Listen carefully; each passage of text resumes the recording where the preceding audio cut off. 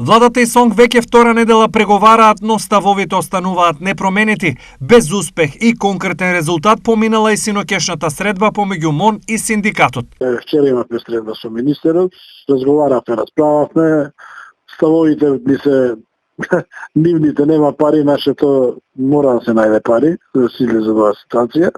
Меѓувреме продолжува штрајкот. Немаме основ за промена на одлуката. Никогаш од страната на владата и на представниците на владата. И во оваа економска криза не е кажано тоа нема повисоки плати во образованието. Е кажано дека да, ќе има повисоки плати.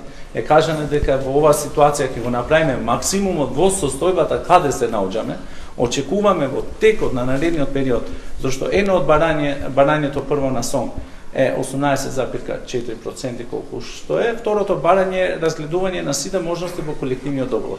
Тоа се знае дека ќе имаме нареден период на преговори, за да ги разгледаме овие ситуации. Според министерката за труд и социјална политика, додека трае штрајкот, државата нема можност на вработените да им ја исплати тековната плата. Правото на штрајк е регулирано со Законот за работни односи и со колективните договори. Придонесите за време на штрајк ги исплаќа работодавачот, додека платата на нето плата на вработен може, законот ти дава можност да ја исплати СОНГ.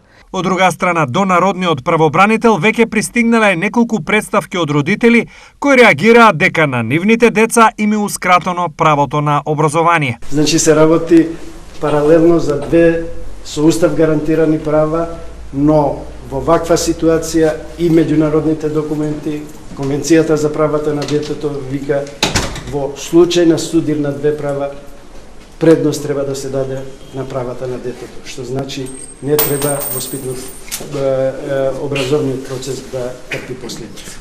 Апелирав до владата да ги продолжи преговорите со синдикатите на вработените во образованието, да се најде што побрзо решение, за да нема последици по образовниот процес. Штрајкот во образованието и градинките започна на 11 април.